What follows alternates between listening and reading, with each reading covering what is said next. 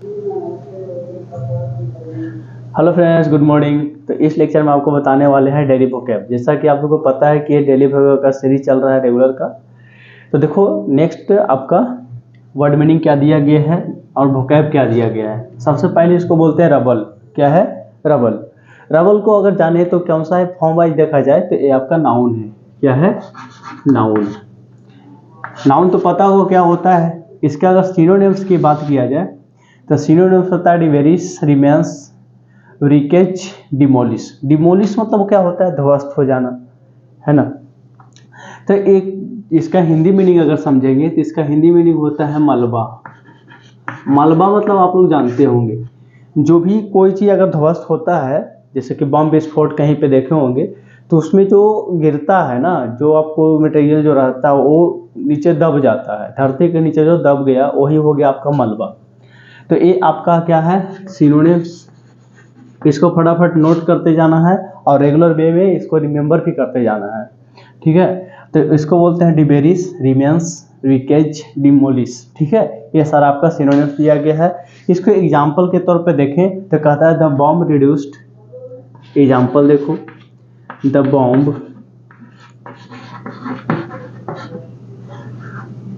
The bomb. चलो दूसरा example लेते हैं।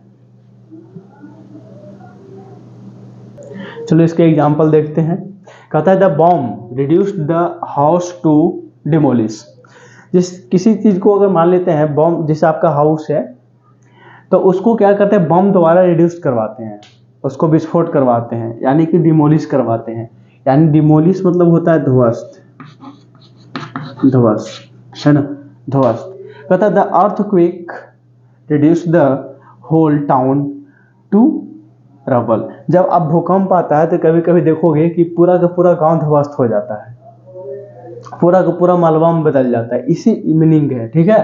तो इसको देख लो, रबल एक नाउन है और इसका अगर हिंदी मीनिंग देखो तो मलबा होता है। ये आपका सिनोनिम्स है। इसको आप जल्दी से नोट करो। तो नेक्स्ट वर्ड की ओर बढ़ते हैं। तो देखो, नेक्स्ट वर्ड आपके स्क्रीन पे आ गया है। तो इसका मतलब समझते हैं क्या होता है।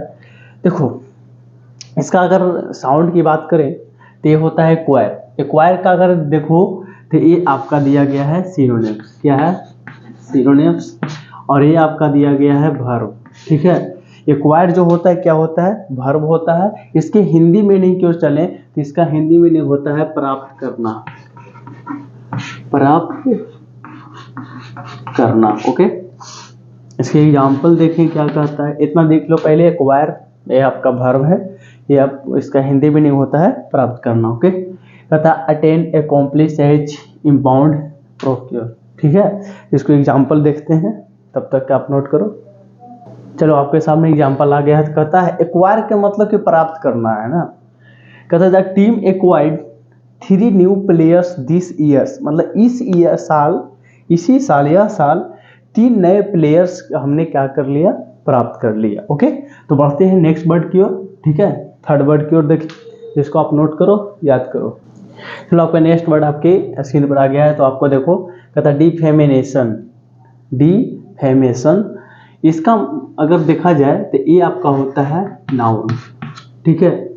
डिफेमेशन मतलब होता है कि उसकी इज्जत खराब कर देना, यानी कि इसका मतलब होना है मानहानि।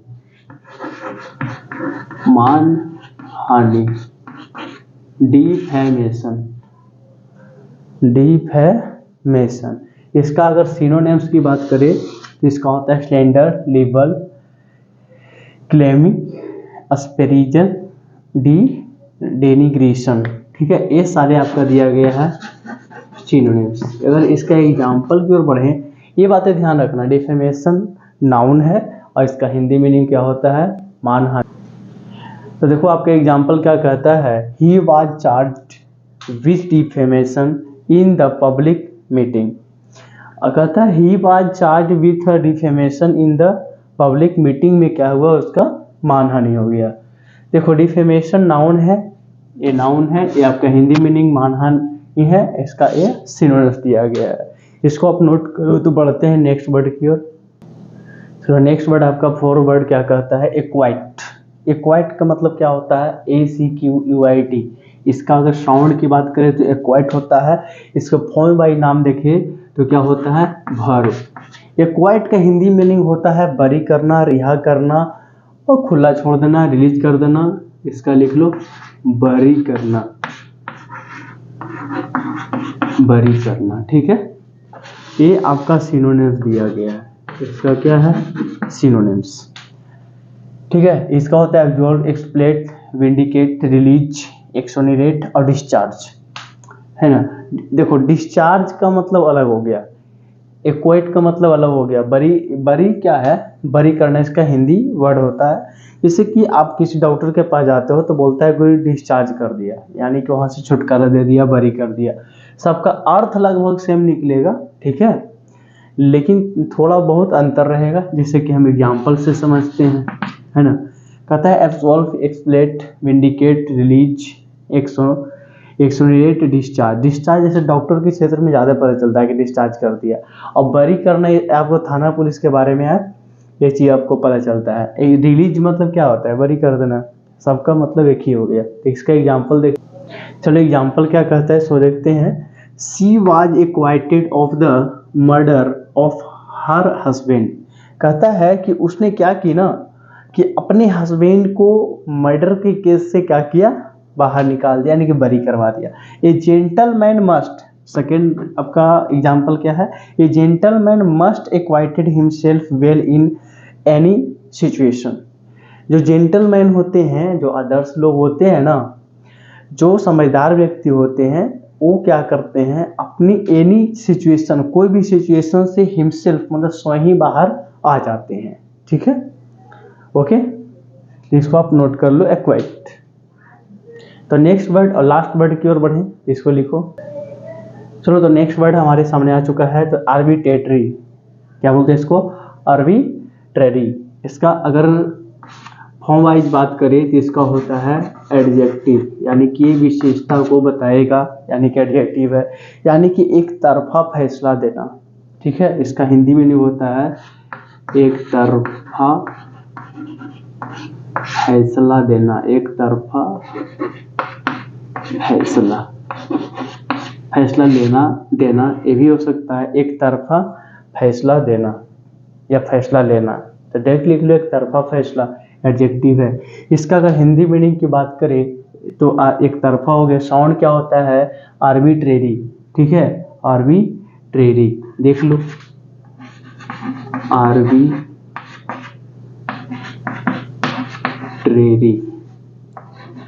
क्या होगा, आर्बिट्रेरी, आर्बिट्रेरी। ये आपका सिनोनिम्स दिया गया है, ठीक है।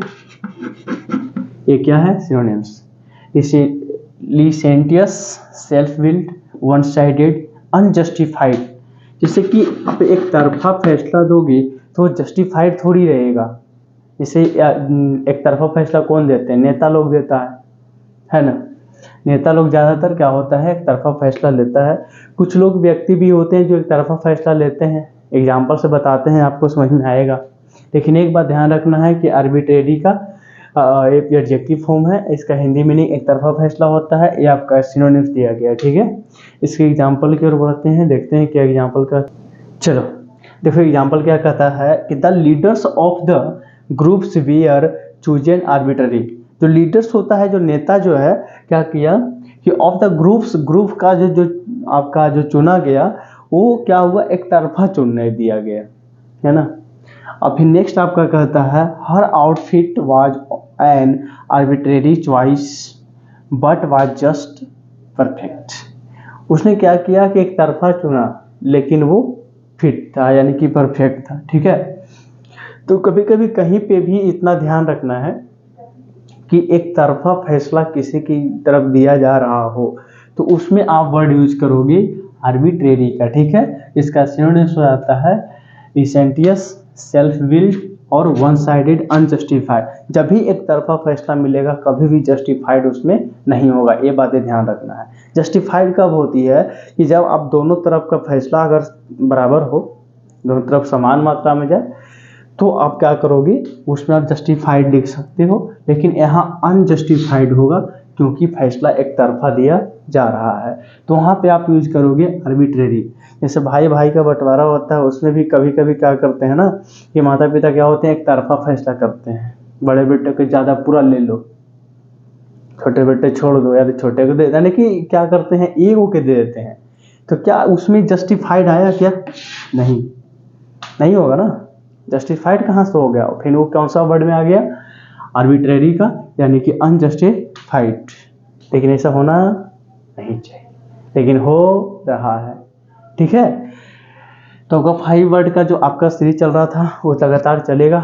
आज का कोटा पूरा। अब मिलते हैं नेक्स्ट डे। थैंक यू, धन्यवाद। पढ़ते रहें, आगे बढ़ते रहें, तब तक के लिए बाय बाय, टाटा।